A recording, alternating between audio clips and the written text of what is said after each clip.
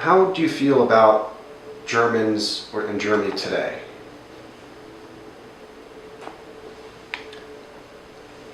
You know what? All those old people, they're no more here. They died. But even the new generation, they're very anti-Semitic. You know? My nieces have a cousin in Germany. She lives in Munich. And she says there is places that she would not go. As you know, because they're very anti-Semitic. Do I feel? I'm not bitter. No, that I'm not. Because this generation, they weren't even born yet. But of course now I feel why now they should be anti-Semitic. Even Thatcher, you know, the chancellor from Germany, she said anybody is going to be prejudiced, she will not tolerate it. She felt the need to say this. Did you hear it? I didn't hear it. No? Yeah. And she's very protective of the Jews there. The Jews now in Germany, they live a very nice life. They have businesses, but of course they got to be, you know, anti-Semitic is all over. It's in Poland, it's in Germany, no matter where you are. Did you experience it here in the United States? No, I did not. In Vineland, including my grandmother and grandfather, there was a large survivor community in Vineland and also a large Jewish community in Vineland. Yeah. Majority of your friends in Vineland, Jewish? Yeah. Survivors or? Mostly survivors. Mostly survivors? Yeah. You know, we could relate with the survivors better with the Americans. The Americans somehow, they saw us, they used to call us the refugees. Refuge is, you know, what is, you know, to throw out in the garbage. So they used to, and they to your face, they would call you this? To your face, you would hear that? No, you just hear that they would say? Yeah. But later, they saw that we normal people like they are. All of us was in business. All of us was mostly, not mostly, a lot of very, like my husband. He was very educated. They thought we came from, who knows, from the moon. But like you uncles, they were educated, the Finkelsteins. You know what? They thought we are, you know, so we could not, they couldn't understand us, what we went through. You know? They told us, in the wartime was very bad. We used to get a pound of sugar. We used to, you know what, if you could, to them this was bad. Did they speak Yiddish? The Jews that were living in Vineland that weren't survivors, could they speak Yiddish? No. We spoke Yiddish, but the American people, they don't speak Yiddish. I didn't know if, because their grandparents came from the old country, if they were speaking Yiddish and then... Probably they came, but somehow, I don't know, maybe they, in generations, they, maybe they were already maybe the second generations. And they did not, no, they did not, some understood Yiddish. Because I was in the cemetery when the cemetery in Norman originated. And there the monuments, beautiful. And all of them is in Hebrew, written in Hebrew. Only the name is in English. But all the, you know, but in the 1800s, in the 1900s, when they came, mostly came in the 1800s. Yeah. And everything is in Hebrew. They were very religious. People when came, they were now, our people now are not religious whatsoever. A lot of them went away from, because, you know, but years ago what I could see on the cemetery, everything is in Hebrew. So they probably were more religious than now. Is there any message that you want the younger generations to know about your experience or anything? Well, I hope that when we're not going to be here, the second generation, the third generation should keep it up, to work at it, and hopefully it should never happen again. And the second generation, if we're not going to be, so the second generation has to keep it up and continue it. When you see stuff on the news today about atrocities happening overseas, and like in Africa, there's been genocides, in Europe in the 90s, what was your reaction that this was happening again? And I don't. It happened all over now again. Especially in Africa, in those countries, they kill for what reason they kill the people there, I have no idea. But nobody gives a damn. Nobody says anything. how do you feel about that? Since It's terrible. During World War II, I mean, the American government probably knew what was going on in Poland. Of course, they came to Roosevelt, and they told Roosevelt that he should bomb the tracks from the trains. He should bomb them. That they should not, couldn't go to the camps. He didn't pay attention. He didn't do it. So when you know that you were directly affected because of people ignoring what was going on, do you feel that America or the coalition, NATO, has a responsibility to... Roosevelt, that time was Roosevelt the president. Supposedly Roosevelt was a good president. He wasn't a good president for the Jews. I think he was anti-Semitic, because it came ships, boats, to Boston, to other ports, and he would not let him in. And they sent him back. It was very political. That's it. Very political. Very, yeah. And instead he would survive so many, but no, he sent him back. He would not let him go, be in the United States. Did you ever speak to other survivors about their experiences? Did you share with each other? Oh yeah, very much so. When I was younger, no. Now, we talk more about it, yeah. With my husband, I never talked. He was very, I think because of he kind of felt maybe if he would go out with his father, maybe his mother wouldn't get killed. So he's always, he was very, there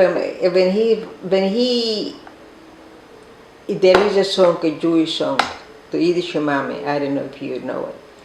And whenever he heard that song, he cried like a child. Because it hurt him, because you know what?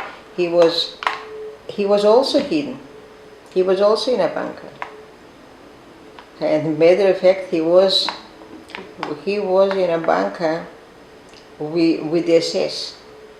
One was an SS, and he took him in. He was saved by an SS. By the SS. And of course they gave him a lot of money, and he took him in. When he became an SS, but probably when he took them in, he was not an SS. But later he became an SS. He was there, they were there maybe 4 or 5 months. So one morning, evening, they gave him a pot of soup. And they never gave him soups. Only, So they were smarter than the SS. So they didn't eat this soup. They took the soup and they gave to the dog.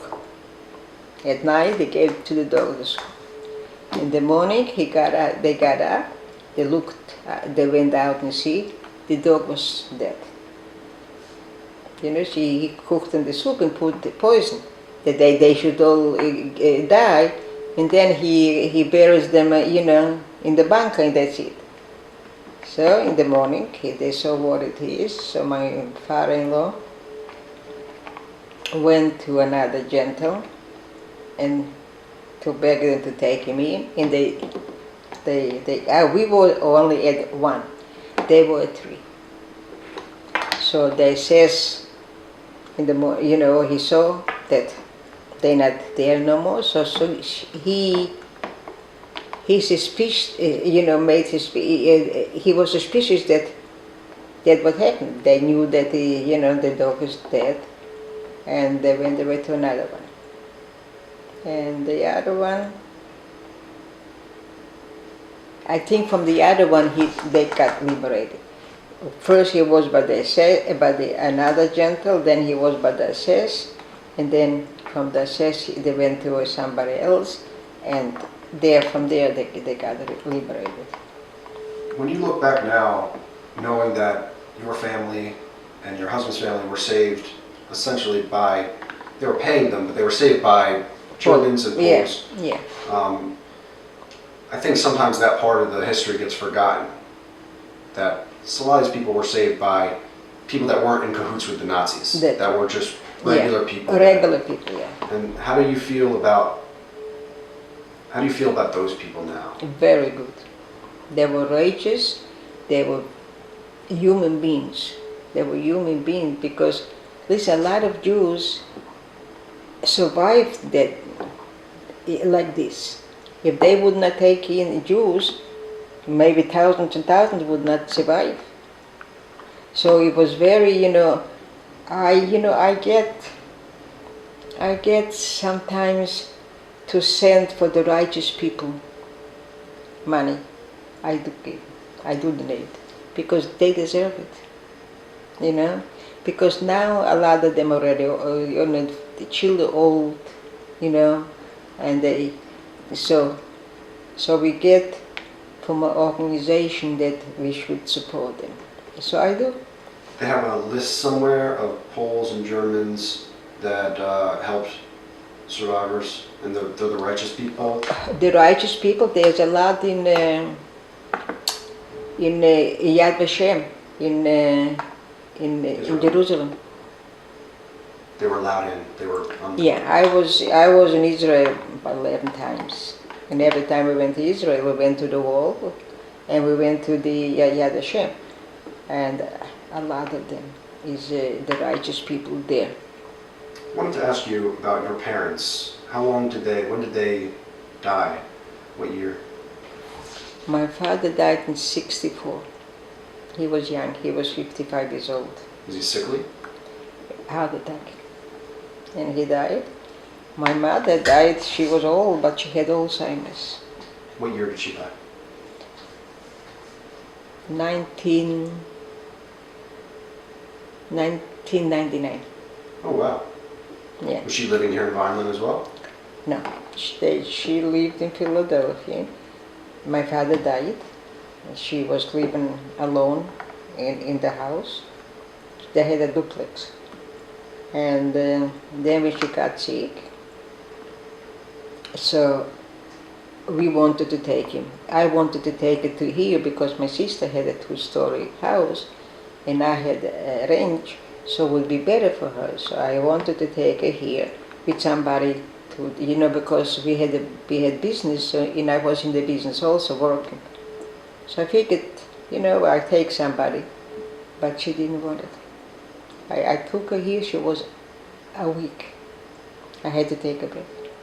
She related the home to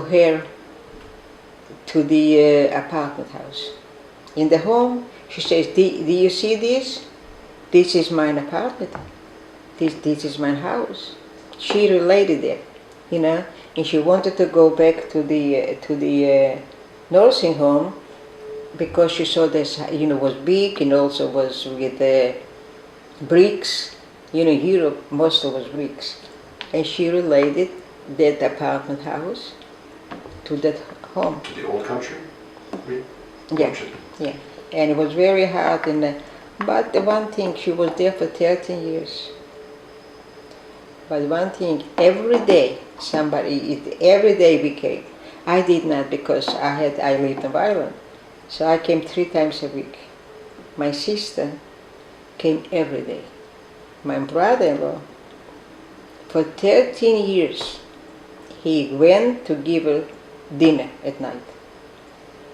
Because you know what, sometimes they put away, she didn't eat. He went for 13 years.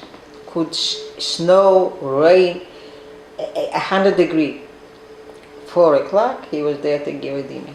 And that's why she lived so long, because she lived 13 years.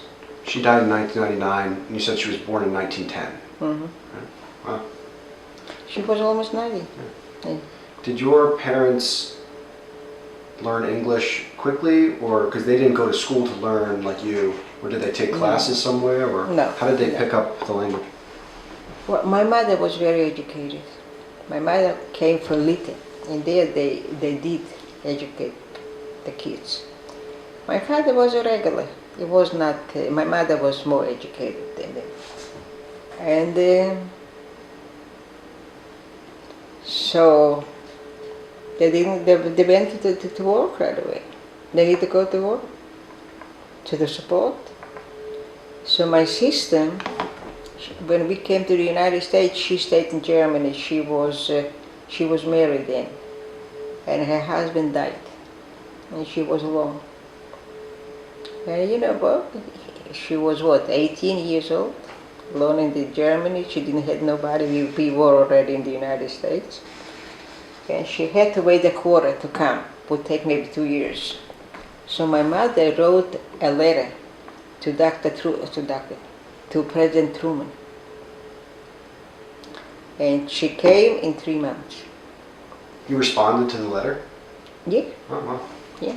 Matter of fact, he wrote, I don't think he wrote the letter, but somebody there wrote the letter and he signed his name.